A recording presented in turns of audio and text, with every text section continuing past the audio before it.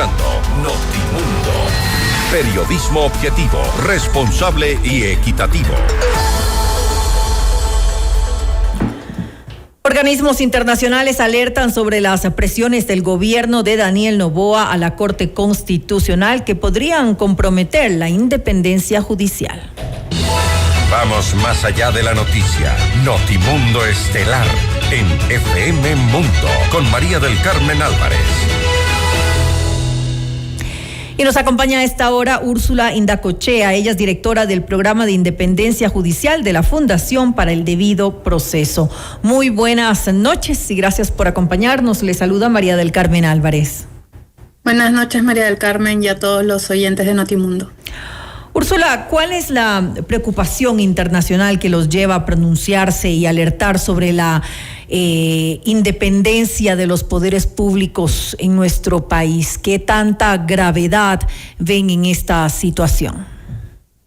Bueno, las organizaciones internacionales que hemos sacado este pronunciamiento venimos ya monitoreando la situación preocupante de la independencia judicial en Ecuador, pero pues hemos decidido sacar este comunicado luego de que se produjeran algunos incidentes en torno a la decisión de la Corte Constitucional de evaluar las demandas de inconstitucionalidad contra la propuesta presidencial para una convocatoria a Asamblea Constituyente, que es, digamos, el último episodio de una serie de ataques repetidos que vemos desde el Ejecutivo a la Corte.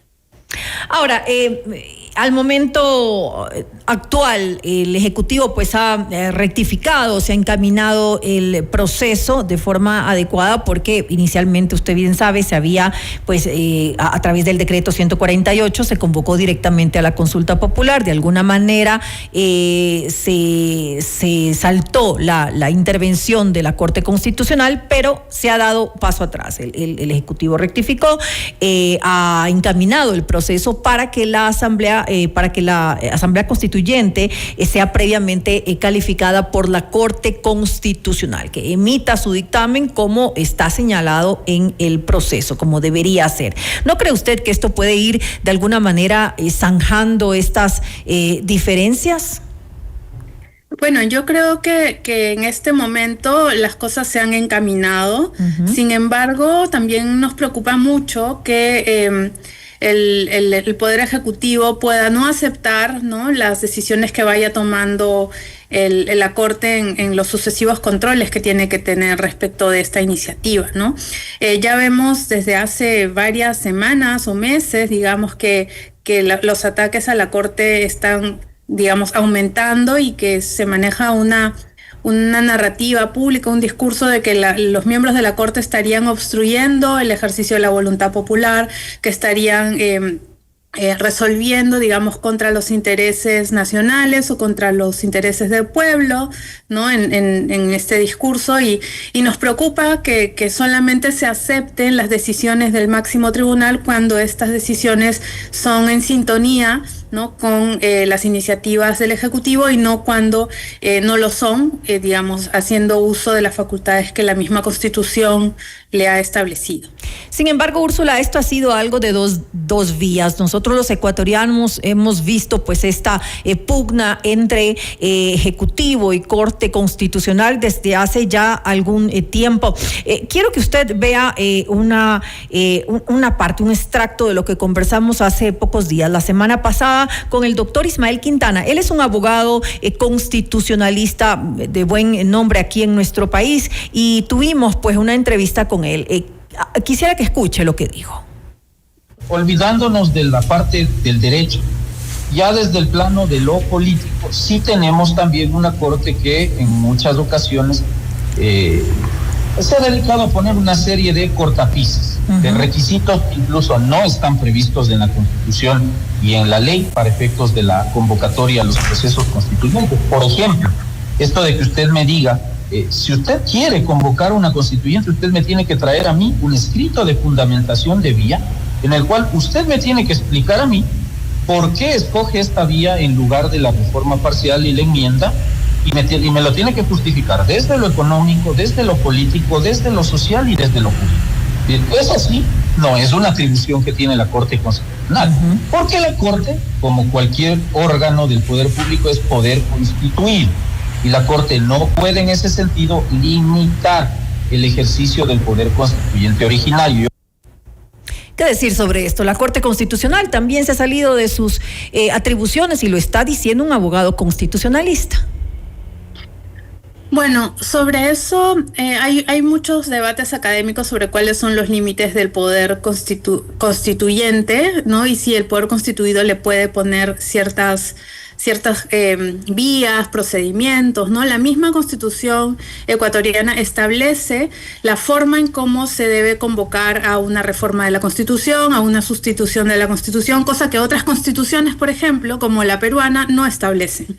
Entonces, digamos, siempre que se respete esos canales, digamos, se puede ejercer y canalizar y recoger la voluntad popular, y eso está bien. Y está bien que el pueblo ecuatoriano quiera hacer cambios o mejoras en su texto constitucional, y está bien que sean, digamos, los poderes políticos los que conduzcan o promuevan este tipo de procesos, ¿no? Ahora, lo que dice el profesor es cierto. Bueno, yo no conozco muy bien cuál es este pronunciamiento al que él se refiere. Es cierto que también las constituciones no establecen expresamente todo, a pesar de que la Constitución ecuatoriana es una de las más largas de América Latina, es súper extensa. Sin embargo, pues no todo está establecido a nivel constitucional, y entonces existen métodos y técnicas de interpretación por las cuales los tribunales constitucionales suelen desarrollar un poco lo que está en el texto constitucional. Ahora, bueno, también esto tiene límites, habrá que ver si es que la Corte se ha excedido de esos límites, pero esto, digamos, no es de por sí algo anormal, ¿no? No es algo que no ocurra en otros países. Sin embargo, pues debería de alguna manera manejarse todo dentro de la Constitución y no tampoco llevarse a atribuciones que no les corresponden, porque eso justamente ha generado los problemas que estamos teniendo en este momento, esas fricciones entre Ejecutivo y Corte Constitucional. En todo caso, como le decía al inicio, ya se ha encaminado un poco el proceso dentro de lo que establece la Constitución, y pues estamos ahora a la espera de que haya pues un dictamen de la Corte Constitucional, que debería ser hasta la primera semana de octubre. Ustedes hablaban en su comunicado acerca de repercusiones internacionales. ¿Qué repercusiones internacionales conlleva esta alerta? Ustedes hablan de repercusiones para la región. Bueno, nosotros estamos viendo el tema un poco desde una mirada más externa, ¿no? Dando un paso atrás y viendo que, digamos, si bien es cierto que exista una cierta tensión entre las cortes constitucionales y los poderes ejecutivos, es hasta cierto punto, diría, incluso saludable, porque hay países donde están totalmente alineadas y eso justamente es más bien un síntoma de cooptación, De acuerdo. ¿no? Las tensiones son normales porque pues las cortes constitucionales son como los árbitros de línea de la Constitución, pero digamos, cuando esas tensiones se recrudecen, aumentan y van intensificándose en el tiempo, nosotros como observadores de lo que pasa en la región vemos posibles quiebres, ¿no? Situaciones y alertas rojas que son las que nos encargamos de llamar la atención. Y sobre tu pregunta de estas repercusiones internacionales, digamos, el seguir los cauces institucionales, como tú misma mencionaste, ejercer la voluntad popular o el poder dentro de los márgenes de la Constitución es una de las garantías principales de la democracia, y que un país sea una democracia saludable no es solo un interés interno, es un interés de toda la comunidad de naciones que se reúnen en foros multilaterales como por ejemplo la Organización de Estados Americanos, ¿no? Hay algunas también invocaciones que se ha hecho a activar la Carta Democrática Interamericana, a poner las alertas de los otros países de la región sobre lo que puede estar pasando en Ecuador, por una razón muy específica, que es que la Corte Constitucional es el último órgano garante de los derechos y las libertades. Entonces, cualquier conflicto o tensión que aumente y que involucre una Corte Constitucional tiene que llamar la atención de la comunidad internacional.